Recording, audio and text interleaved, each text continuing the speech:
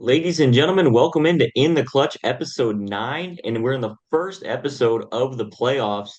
Haven't started yet. We're getting ready for it this Friday, and I know I'm excited just as much as Jonathan, Michael, and Michael Savoie are. Guys, I'm glad to have you on for another episode of In the Clutch. How are we feeling going into playoff week? Well, yeah, playoff week always my favorite week. I'm such a just huge sucker for playoffs and brackets. I mean, I just seeing the brackets come out was just so fun. I love seeing who's going to get matched up with who. A lot of interesting matchups.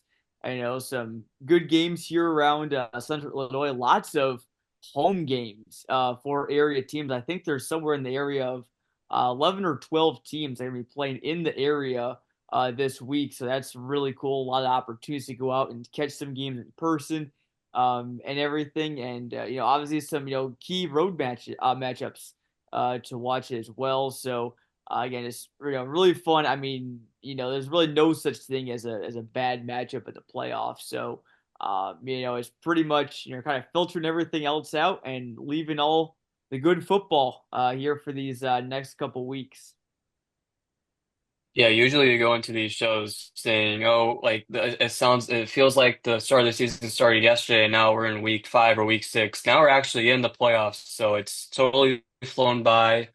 There's a lot of matchups across the whole entire state, but especially teams based in our coverage area here in Central Illinois that are marquee matchups and matchups to look out for because these playoff games we're all looking into it, and these playoff games are going to be fantastic. And guys, playoffs are just getting started, but we've kind of been seeing some games around the area the past couple weeks that have almost had, playoff feel. Like last week against, Washington and Morton. That was one game we're going to touch on. That was our WMBD game of the week last week. And Washington did run away with that one and all but eliminated Morton's chance of getting into the playoffs. They were hoping to get that fifth win against Washington, couldn't get it done. But overall, around the area, we've gotten to see some good games to end the regular season and kind of get things flowing for the playoffs. Yeah, at least in the games that I've been in, I'm obviously at our WMBD game of the week pretty much every week. But obviously in the start of the season, we had a lot of really close, tight games. I think like 4 out of the first five were just absolute barn burners that came down to the final possession of the game.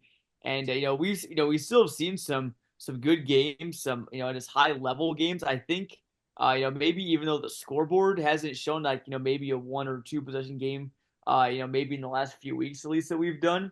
I think I can just tell because we've seen multiple games from some of these teams. We've seen Washington multiple times. I've seen Peoria High multiple times. I've seen Bloomington multiple times, just for example. And every single time I've seen these teams, they've looked better as each through each game. So I think that's really encouraging to see. I think it's just more fun when there's high level football. And take it for example, Washington's game against Morton. Obviously we know Washington is a team that mostly runs the ball. I haven't really had a ton of passing highlights through the air this season, but Tyler Humphrey, AJ Jones had some phenomenal throws and catches to each other on Saturday that just I mean really looked just high level. And so again, I think that's just kind of example of a big step that all these teams are taking through 9 weeks. Yeah, usually I just say football season's pretty interesting because, the first few weeks you get teams that, just play the games, nothing's really up for grabs. And then you get to the middle of the season and you start realizing, okay, the good teams start separating from the decent teams and the good teams start separating from the bad teams. And then you get to the later weeks, you get the week 6, 7, 8, 9, and you start playing for playoff seeding, you start playing for ways to get into the playoffs, and you start getting these teams that are maybe on the 3-win mark by week 7 or week 6 that have to win, if not all their games, most of their games to even have a chance to make the playoffs. And that's when it starts getting interesting. So seeing that growth from teams that are in that situation where they have 3 to 4 wins that have to win out to even make the playoffs. Seeing that transpire, that's what makes football here, especially in Illinois, pretty fascinating. So teams like DMAC, for example, had to win the majority of the games towards the later half of the season to make the playoffs. So seeing the growth from the Chiefs and plus other teams has been something to see, something to witness.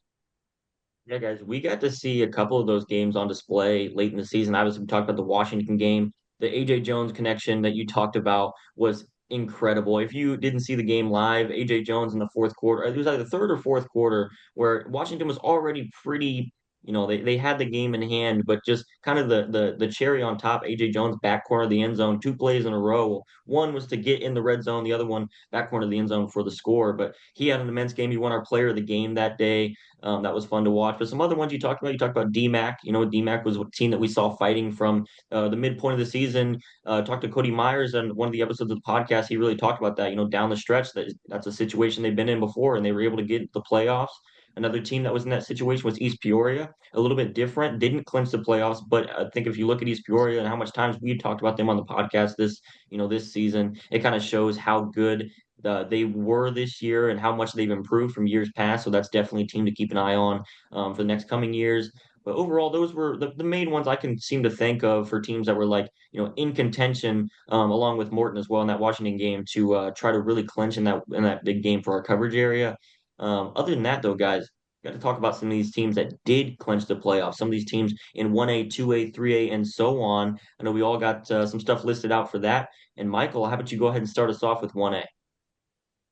Yeah, I got classes 1A through 4A. Quite a bit of matchups. Not exactly 1A, there's only one matchup, but it's the 7th seed of Princeville hosting Stockton. That game's a Saturday game at 2 p.m.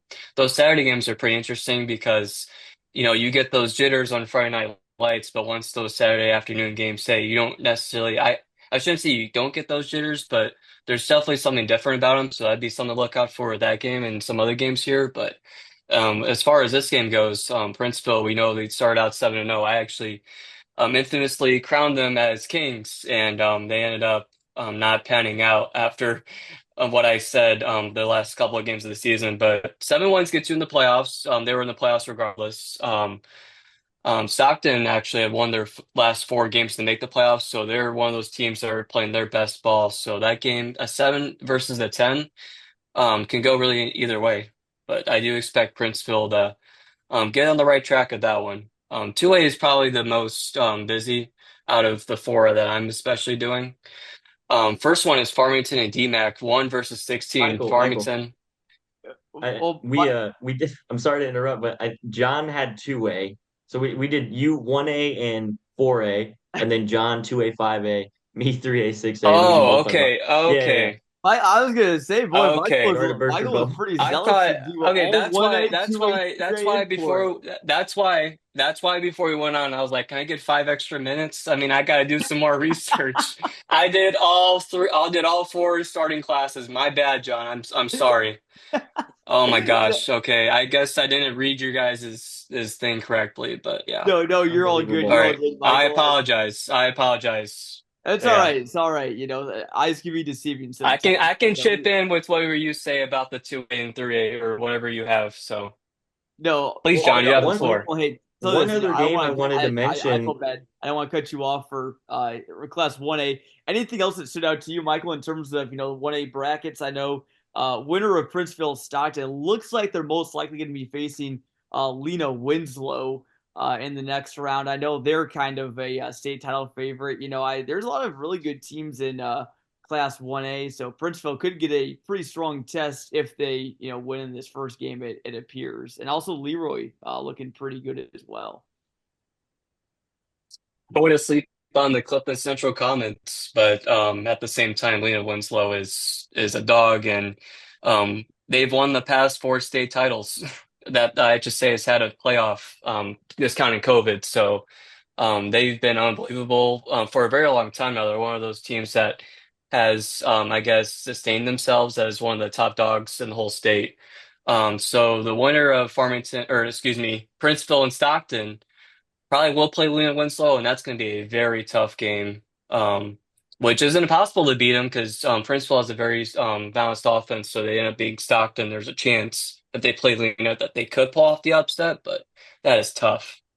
Definitely. Well, just real quick before we move on to 2A, I think that game against Stockton will be a pretty good one. I think Stockton is probably a better team than their 6-3 record indicates. Obviously, they play in the NUIC, same conference as Lena Winslow. A lot of really strong teams up there. So, I know a 6-3, for one team in one conference may be much stronger than a 6-3 team for a team that plays in maybe not so good or as strong of a conference. So Stockton definitely falls into the former of that category. They've been battle tested. I think Princeville could have their hands full this week. But yeah, moving on to 2A. We have 6 area teams in 2A, so lots of area representation. All of them are in the North bracket, so we got two local matchups between 2 area teams and potential for some more down the road. So obviously we'll start out, Farmington hosting DMAC. Congrats to the Farmers on a number 1 seed, only team in the area to be a 1 seed heading into the playoffs at 9-0. And obviously Farmington, kind of a main storyline with them right now is no Lane Wheelwright. Haven't had him for the last couple weeks. I've been watching some film though of their backup quarterback, Brody Evans, I believe is his name, and he has looked very impressive. And obviously Farmington 29-zip win over Knoxville last week, but Evans, what stood out to me was he did a great job of escaping the pocket and making plays with his legs too, just sort of kind of how Lane Wheelwright does. So that's kind of the advantage you have of having a guy like Wheelwright is he can kind of teach your younger guys some things. And even I think without Wheelwright, Farmington's offense still very dangerous. So great receivers, good running game as well. And but D-back obviously they're jazzed up. They got lots of momentum. Big win over Ridgeview Lexington last week, and Chuck Hathaway and Max Eccles are going to have the guys ready to go. Those guys have been strong, so looking forward to a good game in Farmington. I think that one could be a very fun one.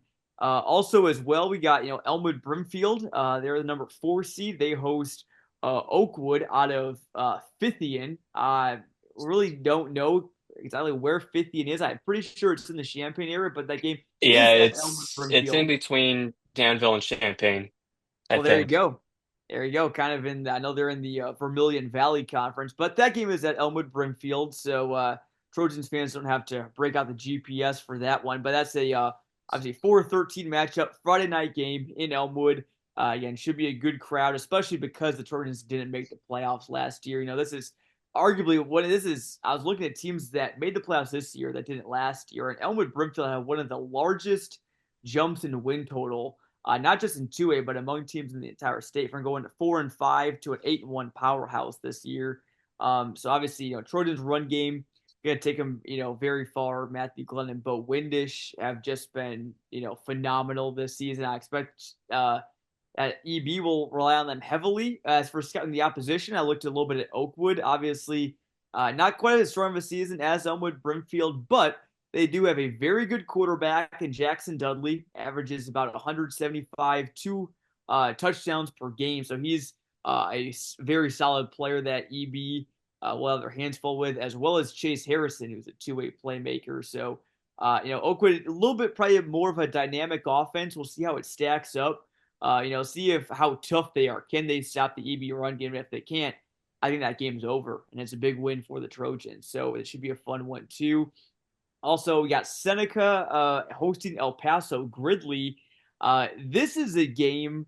It's by the way Friday night game at Seneca, 7 p.m. El Paso Gridley, the 10 seed. But this is a game that I really like El Paso Gridley in. And truth be told with you, and I apologize to any Seneca fans if we have any watching. I doubt we do. But I really have not been super impressed with Seneca this year because of the conference they play in. It's a small conference, not a lot of opportunities to prove yourself that much in their conference. I know that they're ranked. I know that they're 8-1. They're coming off a loss to Durant Pecatonica last week, but El Paso Gridley, like we said, not every 6-3 team is made equal. And I think that they played in a much stronger conference. So I think that EPG might be the better team than Seneca. I think it might show on paper. Biggest key for the Titans in that game is, can their offense get them to 20 points? Anytime that they've scored, I think even more than 15 points in a game this year, they've won. So as long as EPG can just get a couple of touchdowns, their defense has been very, very strong this year. I really do like El Paso really to pick up a road win this weekend. And that's not just any, local bias or anything like that. Really like the Titans this week. And then finally, again, for our area teams, we got Tri-Valley against Central Catholic. That's going to be a really good game. Two teams that, aren't located more than about, you know, 10 or so miles apart from each other, yet aren't in the same conference. So that should be a fun matchup. I had to look up the last time those two teams faced off. But, Tri Valley, obviously, Heart of Central Illinois, large champions. Central Catholic is looking for a bounce back after losing to Prairie Central last week in a 20-14 loss. So, a couple close losses for BCC. I expected them to give Tri Valley a good game, but I do think that I would like BCC a bit more if they could have, pulled out that Week 9 win and could have sustained some momentum heading into the playoffs. So again, should be a good game down to the Twin Cities 2A, one of the top classes, if not the top class amongst the area in terms of just overall strength. I think we could see a team. Tell you what, I'll guarantee it. I will guarantee right now. You can quote me on it. I'll guarantee that we'll have one 2A team that will make at least the 2A state semifinals. Book it right now. We'll come back to it in a couple weeks. I think the probability is definitely there with how many teams are in 2A. Before we talked about splitting up the brackets, I was doing stuff for, each bracket. I was looking at how many of these 2A teams in our coverage area are there? Well, there's six, like you said, but still that seems like just a lot. And the quality of teams that show up in 2A2 are very good. The fact that Farmington and DMAC have to play each other first round is heartbreaking because one of those two teams has to go. They've been so fun to watch all season long. Farmington, obviously the favorite one in that, but I'm going to keep my eye on that one. 3A was a little bit slimmer. That was the first bracket I had. The one game that really stuck out, obviously, is Eureka versus Piatone. Eureka comes in as the seventh seed. I think I'm saying that right. Correct me if I'm wrong. But Yes. Piatone is the 10 seed at Yeah, six yeah, and you are. three. Cool. Eureka's 8-1, and their only loss this year was that hiccup against Tri Valley. And Tri Valley is a very good team. As you see, they're a 3 seed in 2A for a reason. They're also 8-1. And other than that, Eureka, before that game, we talked about Eureka like they were one of the, you know, top teams in the state, which they are. We talked about them like the Farmingtons of the world and, the other teams that were undefeated going in that time. It was just how dominant Eureka was all season long. So I think Eureka can really show off in that game. Like I said, the one game they lost was to a very good team, and Piatone is at 6-3, which is still a good record, but I don't know if they're gonna be able to hang with Eureka, being a 7 seed. They're one of the better 7 seeds. I can assure you of that. Another team, another game I have circled for 3A. Not necessarily in our coverage area, but I got to see this team against Bloomington Central Catholic with St. Joseph Ogden, the number 1 seed in 3A at 9-0 against number 16 West Frankfort at 5-4. That's gonna be a good team to keep an eye on. I think it was kind of cool to see them against Bloomington Central Catholic because Bloomington Central Catholic has been one of the better teams in the area over the last couple of years. 11-1 last year. And they have a little bit of a rougher schedule than what they have, but they're still a great team, and they hung in there with St. Joseph Ogden for a little while, but eventually they pulled away. So I'm gonna keep an eye out on that one. And then the final kind of area team wasn't a whole lot in 3A, like I said, but Olympia versus Nashville. Olympia comes in at 6-3, number 13. Nashville at 8-1, number 4. So Olympia is definitely not favored in that one. It's still two really good rosters, and it'd be interesting to see how 3A turns out. Yeah, and just real quick about Olympia, I want to make a quick note. I know their running back Jimmy Lawler ran for a school record 420 yards in their win last week. That is just mind blowing. And Olympia, yeah, very run heavy team. They got dudes in that backfield. And Olympia is a team. Just real quick, I just want to mention they've made some postseason magic before. They, I think, as a 12 or a 13 seed, reached the quarterfinals 2 years ago. So I would not put it past the Spartans, to make a deep playoff run. I'm not really quite sure what Nashville brings. Haven't really done the scout on them, so to say. But Olympia will be an interesting team, and curious what Michael's quick thoughts are on that Eureka Piatone game. Since I know Piatone is up in your neck of the woods, Michael, and maybe what can the Hornets expect to see on Friday night? Well, I did my research on the game, given that I thought it was a 1A through 4A for me, so I have some information even before this. But yeah, Teddy, you said it right. Piatone, it's kind of like Peoria, but tone at the end, so you nailed it. So yeah, Piatone out of the Illinois Central A Conference, very solid conference this year. Two very good teams, Coal City, Wilmington. They pretty much ran the table in that conference, but Piatone ended up being really good against them. And I didn't cover Piatone for the Kankakee Daily Journal, but I've seen them play before.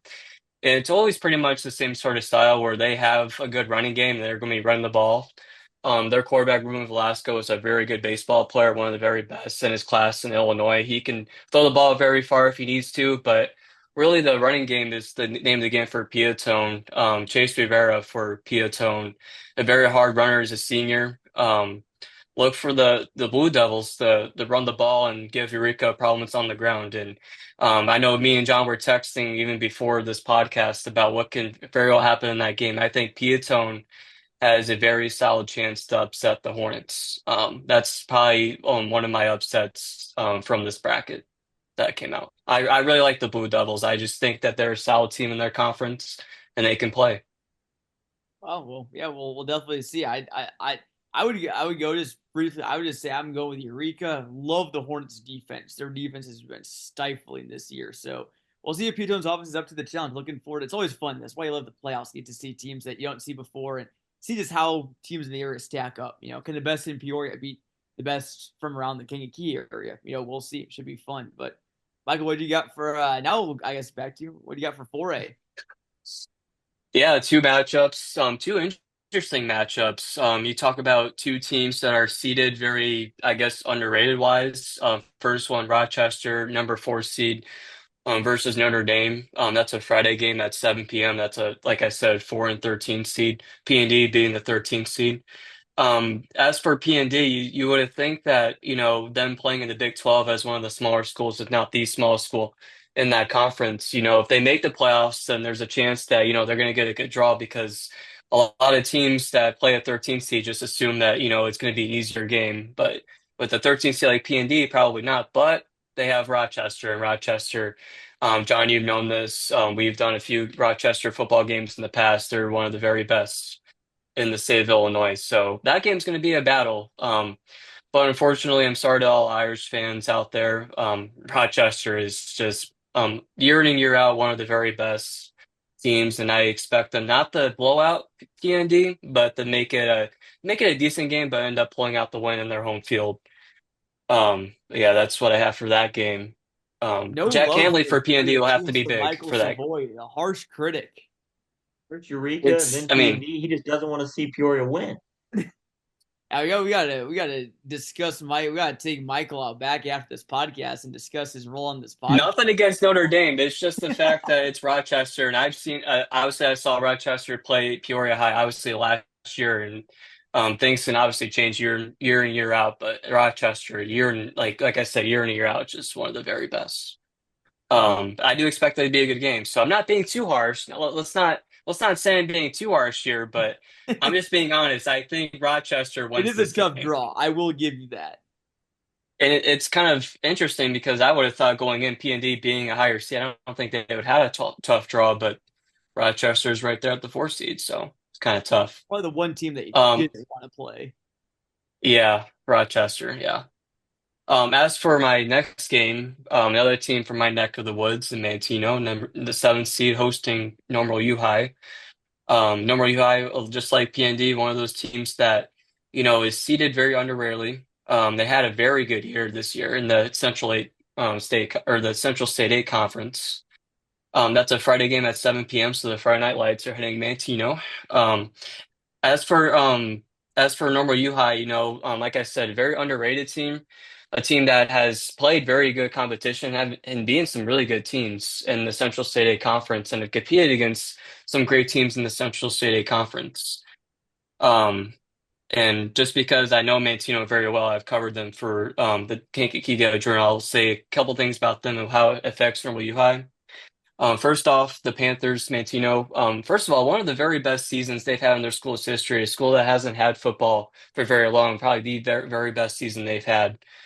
But they started off 7-0. They lost their last two games very handily to Coal City and Wilmington. So it kind of gives you the idea that maybe they're not the typical 7th seed or typical higher seed that you would think. So that kind of fares well for Normal U High. But for the Pioneers, when I saw Mantino play Herstra, that was the game that I covered. They like to run the ball with their quarterback, Connor Harrod. They like have him do quarterback sneaks, quarterback draws, like to get him out. He throw the ball every now and then, but they like to get him in the running game. So stopping the run with Harad would be good for the Pioneers, and that would be the key for them to win this game. Definitely. And And because you guys want to say I'm a critic, and because you guys want to say I'm a critic, I told John before this too that Normal UI is probably going to be upset in the Panthers. So I will give one back to you guys because you guys think I'm such a critic. we're just messing with you, Michael. All in love. I know we're just joking around, having fun. But I Yeah.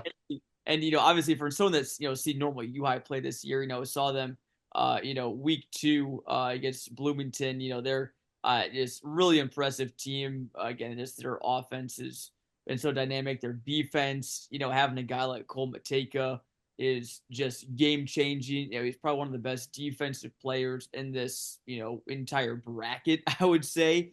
So UI really just, has it all. And again, you look at their only losses, the 3 points against a Class 6A Bloomington team and an 8-point loss against a, very good Rochester team, that I think, could have gone in the Pioneers' favor. So, then, you add in the fact they beat Glenwood, who's very good, by 20.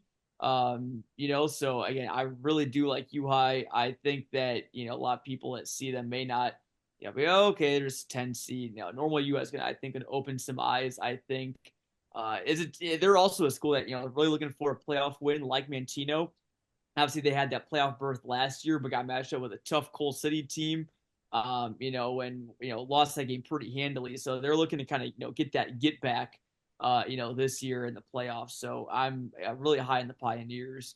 But yeah, I guess I'll take my Class 5A now. Obviously, all of our teams in the southern portion of the bracket, starting with Metamora, number 9 seed, tough draw for them on the road after a loss. I thought that they would still potentially be able to host, even if they did lose to Dunlap. That was not the case. They had one less playoff point than Centralia, the Orphans, who they're facing off with.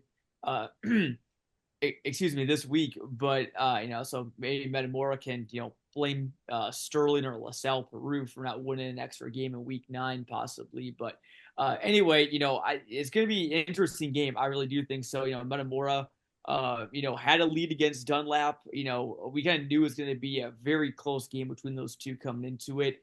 And then, Dunlap got, a late touchdown, made it 21-20. Then as Metamora was trying to drive and, take the lead right back, Max Sutter came up, stripped the ball. Their defensive end, Charlie Teasy, ran it back for a touchdown. Dunlap wins at 28-20. So, tough way to lose, for Metamora. I think that, what it boils down to is, they could have won that game just as easy as they could have lost it. It was kind of those games decided on the margins. Metamora's had 2 close losses this year. One to Dunlap, other one to Pekin. So, Metamora's only beaten one playoff team this year, and that was Sterling, who finished 5-4. So, I think Metamora looking to kind of prove something with a win. Centralia, I think probably the same as well. Going to be a bit of a longer road trip. Saturday afternoon game, 3 p.m. But I do think Metamora has what it takes. Jadon Cranford again has been great for them lately. If Metamora does win, we could be potentially looking at a home game against Morgan Park. Very exciting, very fun number 1 seed, potentially visiting in round 2. So that should be good. And then the other game that in 5A regarding our area teams is Peoria High. How about this, guys? They're 7-2, which in some classes may not even get you a home game. Well, 7-2 in Class 5A, at least their side of the bracket, gave Peoria the number 2 seed because there were so many 7-2 and 6-3 teams. So even though Peoria again did lose to Normal Community last week, they'll be trending for a big bounce back as they face Hillcrest out of Country Club Hills. Hillcrest is coming off a close loss to Lamont last week. Lamont's a very good team. We'll talk about them in a second. 43-42. But again, I really do like Peoria High. I think that they're one of those teams that's kind of jumps off the page to you, and not just for people on the air, but I think people on the state as well. They kind of have that statewide respect.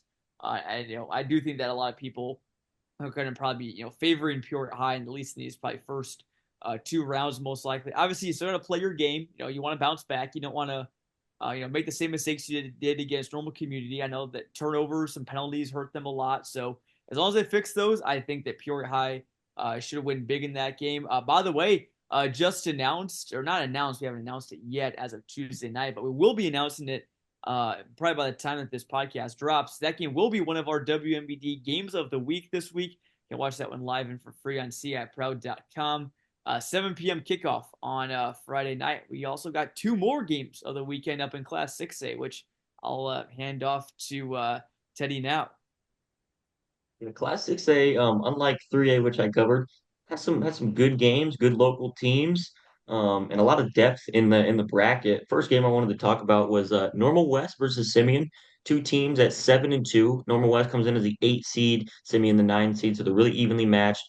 This is a game that, I've been pretty high on Normal West all year. The two losses they've had have been against one very, very good teams and two teams that they were very competitive with as well. So other than that, Normal West has looked dominant. Their offense has been electrifying all season long. You see 60-point games, consistently 50, 40-point games down the stretch, winners of five straight to end the season, and really just on fire to end the year. Simeon, I'm not sure too much about them, but I mean they're 7-2. Simeon, I know overall their athletic program is always really good, so I guarantee you they're going to bring the heat to that game. But just from what I've seen from Normal West, it's going to be hard. Simeon's going to have to, be a really, really good team if they want to be able to compete with Normal West. But they're all in the playoffs for a reason, so that's a game definitely keep your eye on, the 8 and 9 seed. Just, The second just one real quick, is Dunlap. sorry to catch on Go to you. ahead. Just before we switch topics to different games, I was looking, doing a little bit of scouting on Simeon again. We'll be broadcasting that game on Saturday on ciproud.com as well. But Simeon, they have I believe, a four-star defensive end committed to Notre Dame. Can't remember his name off the top of my head at the moment. Obviously, we'll be knowing that. I'm sure his name has hit on Saturday for sure. But Normal West offensive line will get a pretty good test in that game. A lot of just great athletes at Simeon. A lot of one of those programs that churns out college level talent. Yeah, you got to be careful with that. I didn't know about that, but players like that, especially at the high school level, can be game wreckers. And Normal West they can run the ball. They're really good at running the ball, but they're also a team that throws up quite a bit. So seeing how a defensive lineman like that can really affect the game will be interesting. Second game I have is Dunlap and Richards. Richards is number 2 seed at 8-1. Dunlap coming in at 6-3. And Dunlap's a team where they've been interesting all year long. Like you look at them, they're offensively through like the first 7 weeks, they were the best team in the Middle Illini by quite a big margin, putting up points like crazy. And they really just down the stretch, it seemed like they were really struggling to kind of get over the hump on those big games. And don't get me wrong, like I said, they're big games, and so you can never really be too you know negative about it. But however, with the potential Dunlap has, like we talk all year long and just going into the year even about how many weapons they have offensively and defensively, and when they're clicking, they're like no team in the area. You got to watch out for Dunlap, and every team in the Middle Illini has known that, with how many points they put up and defensively what they're able to do. But like I said, just down the stretch, they haven't really been able to do that until this last week, which they came out with the win, to get away from that 5-4 mark, get to the 6-3 mark. But I'm definitely have my eyes on that one, or streaming the game as well. So gotta watch that one back and see how they do. Rooting for the local guy, obviously with Dunlap, but still, kind of have some question marks for them going into the game. Another game, 6A, big one in the for the Middle Illini is Middle Illini Conference champion Washington, number seventh ranked Washington at 7-2, going against number 10 Shepard. That Shepard. one I don't think I got right. Shepherd. Shepard. Allen B. Shepard. Shepherd. Oh Is it boy. okay? Well, I might have typed it in wrong, but it does not look like that. But 7-2, two 7-2 teams. Washington is another one where um, record can be deceiving. The two losses they've had, and we've said this all year long for the games we've broadcasted for them, have just been, Kindland and Kankakee are very good teams. Very good teams. And especially Kankakee. They played that Kindland game pretty close, but the Kankakee game was definitely a test for them. And, we talked uh, throughout the week going into that Morton game. About how those early tests were important. And I think getting those out of the way early, winning seven straight since then, Washington is on a roll like no other. They're still a team from last year that went deep into playoffs. They still have a lot of that, that group with them and just the same culture that Washington brings. So I'm definitely picking Washington as a favorite in that one. Even if they are a higher seed, it's not too much of a difference. We'll be curious to see how Washington really plays that one out. And finally, in 6A is number 6 Bloomington at 7-2 versus number 11 Lamont at 6-3. Bloomington is a team where it's kind of similar to all the teams in this 6A bracket where but I mean, besides Dunlap, they have been dominant in the games that they played. The two losses they have are against Peoria High and Normal Community. Not many teams in the area can beat that. Okay. I mean, they have played phenomenal all season long. Other than that, I think upwards of 42 points in a row for like 5 weeks straight. Just one of the most consistently, like consistent teams offensively. And even in those games that they lost, they showed promise. And so they've made a big jump from what they were last year, barely sneaking in last year to now being one of the top 6 teams in 6A. The Purple Raiders are a team that nobody can take lightly. And we'll see how Lamont can come at them at 6-3. Not too familiar with them either, but I have seen a lot of Bloomington this year, and they look pretty deadly. 6A, I think is, aside from 2A, probably one of the best classes around just in terms of the amount of local talent and everything. Normal West Simeon's a great 8-9 matchup. It's a playoff rematch from last year. West won that game pretty handily actually last year, so I'll be curious to see if they can do that again. And Bloomington Lamont also really stands out to me as what could be a very good game. I think Lamont is one of those 6-3s that's better than their record indicates. Coming off a good win against Hillcrest last week, they played a tough conference. So I wouldn't say that Bloomington's game will be a walk in the park. They'll have to definitely earn it, but I still think they can, definitely win. I think that game could be one of the closer ones that we see in the area this week. And also, just real quick about Shepherd, the game against Washington. Again, that game will also be on ciproud.com. We'll have that. We have as our one of our WMBD games of the week on Friday night. Shepherd's got a very strong quarterback and wide receiver duo. So Washington should be on the lookout for that. But I'd be confident if I was the Panthers because of how strong their secondary has been with AJ Jones, Andre Lewis, James Johnson. Those guys back there have really played well lately. So then moving on to 7A, obviously we got two area teams in there, starting with Pekin. Dragons drew a 13 seed. They again won 5 in a row, so they bring in tons of momentum. Play on Friday night at home. Memorial Stadium should be rocking. One of the best places to go catch a playoff game. Just the playoff energy in Pekin is just infectious. Obviously, won't be at that game, but that was one game I wish I could be at though. That's gonna be a good one. And Linkaway West is no pushover by any means. At 6-3, they are the 20 seed. Remember, there's they seed 7A and 8A 1 through 32 rather than 1 through 16 brackets. But Linkaway West will give Pekin a good test. I think a lot of it comes down to how well can the visitors defend Dylan Anderson, who's just been on an absolute tear this season for Pekin, scored touchdowns in every single game so far. But Linkaway West did play a team from Central Illinois. They played Champaign Centennial back in week 7 and won that game 64-0. So that is a very good team. They've beaten multiple playoff teams this year, including they beat Bradley Bourbonnais 51-7 last week, and Bradley Bourbonnais finished 7-2. So I think Pekin again, they got a lot on their hands in week 1 of the playoffs, but again, I think that's going to be a fantastic ball game. I think it will be too. Like you said, that Pekin kind of atmosphere is I wouldn't say unmatched because there's a bunch of teams, a bunch of places that have awesome playoff atmospheres, but it's definitely super unique. Not very many places have stands like that. Like the concrete stands. It's a very big feel for a high school stadium in Central Illinois, and it kind of just brings the atmosphere when the Pekin fans really travel, and obviously in a big playoff game when the other teams travel as well. And like pack the stands on either side, it can really bring you know elevate that game to another level. So that's a game I definitely have on my markers. Yeah, Yeah, I'm definitely. looking for the other game at 7-8. Oh, you got something to add, John? I'm No, no, no, sorry, I no. cut Go you ahead. off. Oh, I'm okay. just agreeing with Teddy. Okay, I got you. And then the other game that we have in 7A is Normal Community in West Chicago. Obviously, you know how good Normal Community is.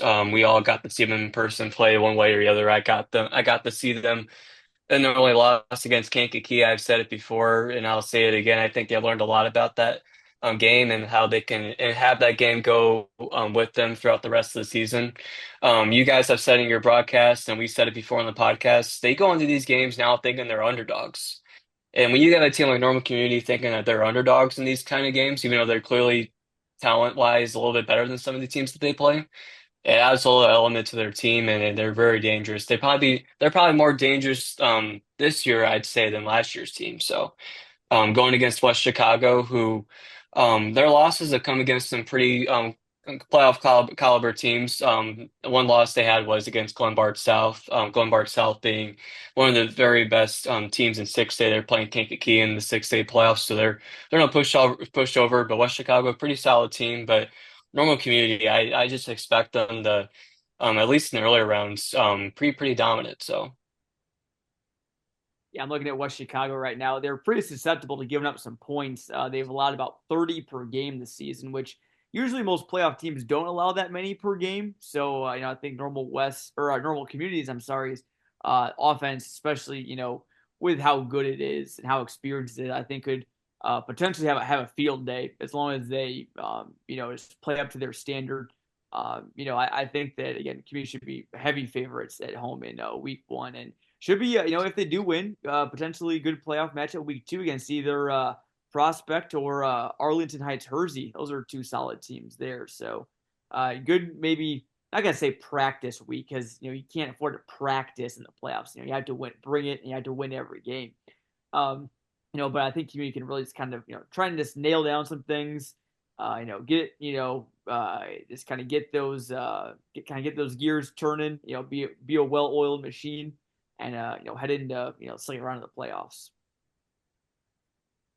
Overall, guys, that wraps up 1 through 7A. A lot of good teams in our area have made the playoffs, and it's going to be an interesting first week of the playoffs. That being said, if you could just pick one, or if you have another, you can pick that. If you could just pick one team that you really see, I know we did Cinderellas last week, but you don't have to necessarily do that. One team you could really personally see making it far in the playoffs this year. Yeah, I mean, I'll start. Obviously, I don't want to go with, the heavy favorites because I think we all kind of know that teams like Farmington and Peoria High can make it deep. I especially do like Peoria High's draw in the bracket. I think that, I think that's some winnable games. Week, first round as well as if they do advance. I think that they could potentially win the second round, more than they do in round one. So I think I really do have the Lions to make the quarterfinals at least. I get team for me. Again, maybe in that Cinderella category if you go based off their seed. But I know many people know that they wouldn't technically be that much of a Cinderella though. Is normal U High. And they got a pretty solid draw in the postseason. Mantino, obviously not an easy first round opponent, but I think one that they can definitely work with. But you look ahead to round two. If normal U High wins, they're guaranteed to host regardless of who wins the other game in round two. So you got that going for you. And then the other thing is, the other matchup in that little kind of quadrant is Richland County, who's the 2 seed. They're 9-0. And then Kiwani at 5-4. Now you see Richland County, they're 9-0. Okay, undefeated. Means that they might be a state powerhouse. And don't get me wrong, they're good. You don't go 9-0 by mistake. But Richland County is kind of a far south in Illinois team. Their conference, I will say, is definitely does not resemble the Central State 8. It's kind of more of a kind of class 2A, 3A conference. Then they're the biggest school in their area and everything. So, you look at who they've played this year and they played some all right teams. Their best win is against Casey Westfield, who is a Class 1A team. That was back in week 8. They beat him 35-20. But other than that, I don't really see a ton of things that make them really stand out, or any really no signature wins, really for that Richland County team. And obviously you look at normal U High, they got a signature win against Glenwood. Some close losses to Bloomington and Rochester. I don't think Richland County would be doing that at all. So I like U High to make the quarterfinals of the playoffs and potentially go even deeper. You got Waterloo's a good team to potentially face off with Cahokia as well, but I think normal UI's ceiling is very high. They could potentially match up with Rochester in the semifinals and maybe even make it to the state title game, which would be at their home field. Believe it or not, if UI made it to state again, it's at Hancock Stadium. That's just another Friday night for them. So that'd be a huge advantage that they can make it that far. Yeah, John, I second with you with Normal UI. We had I talked about Mantino before. I just like I said, their best high school football season was definitely this year. Mantino's only had football for about I'd say 24 years, probably since the turn of the century they've had football. So not very long. They've had some good teams, but this year's team's definitely probably their best if you had asked me. They just like they didn't like I was thinking maybe, I covered them when they beat Hersher. Hersher's a decent team, but they're not anything special. They didn't make the playoffs this year. The real big test for Mantino were against Wilmington and Coal City. Wilmington and Coal City are both very solid teams. Wilmington, one of the very best in 3A, and Coal City in 4A. So the big tests were against those two schools, and I mean, I don't want to say they got whooped, but it was a pretty bad game both weeks. So going into the playoffs, you're 7-2, but those last two games in the regular season weren't very exciting for them. But who knows? Their home field, they're hosting U High, so that game can definitely go either way. But I do second with you with the Pioneers. But if I had to pick a team, and I thought you were picking this team, John, because you've mentioned them on the podcast before, but I'm going Birdfield can definitely make a decent run in the Class 2A playoffs. You had mentioned them before, John, as a team that you thought could make the playoffs because they didn't make the playoffs last year. Obviously, they ran the playoffs, so they got that done. Now it's time to make a run, and obviously not an easy game to play against Oakwood out of the Maryland Valley Conference. They're decent as well at 5-4. They made the playoffs, but then they have a chance to either play Moments or Dwight Gardner South Wilmington. So if Moments were to win that game, I'm very excited to see that matchup. It'd be Marcello Drain from Moments, who I know very well. He actually went to high school with me before transferring to Moments, so I know him very well. He's a very quick running back. It would be Marcello Drain against Bo Windish and Matthew Glenn. That'd be battle of the running backs, and that game would be at Elmwood Burnfield. So that'd be a fantastic game. A game that Elmwood Burnfield could definitely win. Moments has shown at times that they can slip up. I've covered them sometimes for the Daily Journal, and they sometimes they can slip up, sometimes they can make mistakes. So they can definitely win that game. They can definitely make their way to the third round and the quarterfinals, and who knows, maybe they can carry their running backs into the semifinals and maybe even to the state finals. So that's a team for me to look out for. Yeah, it could potentially, if higher seeds hold, which and not always the case, but if higher seeds do hold, we could be looking at a Farmington Elmwood Brimfield match rematch in the quarterfinals. That'd be pretty fun. I'm gonna stick in 2A though. I'm not going Farmington or Elmwood Brimfield. I'm gonna go Tri Valley on the lower side of the bracket. They're the number 3 seed. They're going against Bloomington Central Catholic, who number 14 seed. So they're heavily favored in that one.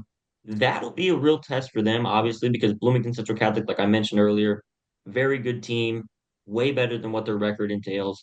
But still, Tri Valley has been so dominant this year, and they're 8-1 on the year, and all like the wins that they have over big teams are insanely impressive. I mean, the one they had over Eureka wasn't just a win; it was a 29-12 win. If I'm correct on that, and Eureka at that point was rolling; they were unstoppable. So that was a statement win for them. Um, and if you look below that, you got Chicago Christian, number 6 seed versus Illini West, the 11 seed, who they would play in the next round, the winner of that game, if they beat Bloomington Central Catholic, which I think again is a very favorable matchup, either one of those teams. Um, and other than that, you would obviously the quarterfinals would kind of suck. You have a chance of going against the number 2 seed Bismarck Henning, the 9-0 team above them, and that would be a tough break. But I think if any of the teams could do it, it could be Tri Valley. And the top bracket is kind of cool. Farmington and Elmwood Brimfield, a chance to see that matchup would be super sweet. Those are two teams that be awesome to see them face off against each other in the playoffs. But I'm sticking on the lower side of that with Tri Valley. And other than that, I'm gonna go with another game here later on in 6A. So I'm going with two of them. The um let me make sure I got this one right. Yeah, okay. So I was just making sure I was looking at brackets for this one. This one might be a little bit of a gimme, but I'm going with Washington. They're going against Shepherd in round one. Should be an evenly matched game, but still, like I said, Washington is really good. And if they win that, they have a chance of going against the winner of Dunlap and Richards. I'm not saying Dunlap's going to beat them, but how sweet would it be to get a middle line matchup in the playoffs? Okay. Say that That would does be happen, awesome. they go against Dunlap. I'm taking Washington in that one. And if they do make it to the quarterfinals, the team that's highest favored in the lower side of the bracket to go against them is Kankakee. And Washington would love that matchup 100%. Obviously, they've lost the last 2 years to Kankakee. But that's a game that, with how much Washington's rolling right now, you never know. Like any given Sunday, any given Friday night, any given Saturday afternoon, this Washington team can really elevate like they've shown the last 7 weeks that they've been on a roll, and it could be an entirely different ball game than what it was in week two. Yeah, that's a great point, Teddy. And Washington Key is seems like almost yearly matchup at this point. And again, I think again even if Washington faces Oakland Richards, I mean again Richards is a very good team. I know they earned every bit of their 2 seed at 8-1, and a road trip up there would certainly give Washington some tests. But again, like you said, I know haven't really seen any weaknesses with them in the last 7 weeks. So I think that even on the road, it could be a winnable game potentially for them. And again, like you said, could set up that matchup against Kankakee, who ultimately, I do like. I'll kind of pull a reverse, Michael. I will pick a Kankakee area team over a Central Illinois team. I think if Kankakee and Bloomington were to match up, I think that Kankakee would probably be favored in that game. Not going to rule out a Bloomington win or whatever, but they would have to bring their A game if they would want to defeat the K's and then move on to the quarterfinals. But yeah, 6A again has so many potentially good matchups. I do feel bad for Normal West because if they beat Simeon, again who they played last year, they would face East St. Louis in the second round for the not the first, not the second, but the third straight year, and that is just tough as all get out. I mean, East St. Louis went to overtime, I think. I don't know if they went to overtime or not, but they lost by just 1 point to IMG Academy, one of the top teams. Everyone who follows high school sports knows IMG Academy, and they only lost to them by 1 point this past week in week 9. So that Flyers team is looking dangerous again this year. And if we do have an area team come out of that kind of that bottom part of the bottom of the 6A, get ready to probably face East St. Louis because those Flyers are coming again. Yeah, John, I Who do you think think out of all everyone. the teams in, oh, Sorry, go sorry, ahead. Go Teddy. ahead. I just had a thought. Out of all the teams in that southern part of the bracket, and in 6A, who do you think is most likely to get out of the get out of that part of the bracket to get into the semifinals? That's a great question. Oh my word! I mean, you got Richards, Washington, Kankakee. Those are the three that stand out to me. Again, I do think Washington could beat Richards. I do think. Could they beat Kankakee again? I don't know. It's just so hard to compare because Washington's such a different team than what they were, back in week 2 when they last faced off. You kind of get a do over. I know that was a game that Washington said that wasn't as far apart as the score indicated. If it weren't for a couple of pick sixes and just small mistakes that were magnified into big mistakes. If those weren't there, could have been a one score game. So Michael, I hate to do it to you, but I honestly can't choose. I really can't because I really don't know how much I can take away from that week 2 game between Kankakee and Washington, who I do think are probably the two best suitors to face East St. Louis. But a Yeah, I great was That's thinking pretty about it fair. too. I was thinking about it too. I think in terms of the Central Illinois teams.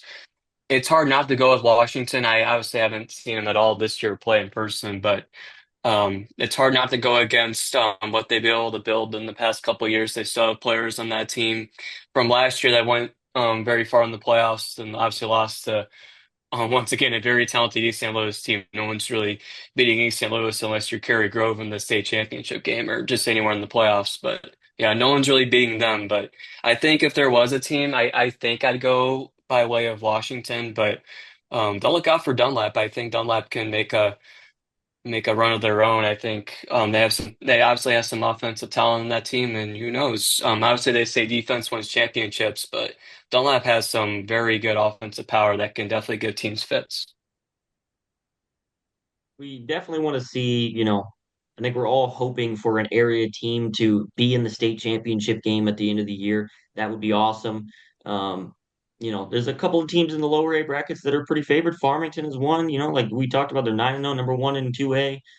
They're a team that could definitely do it. But other than that, it's going to take a lot of work from some of these teams to really get at that part. But, that's playoff football. You never know how it's going to go. It's just it can just happen. Teams can go on a run, and that's just high school sports in general, just how stuff works.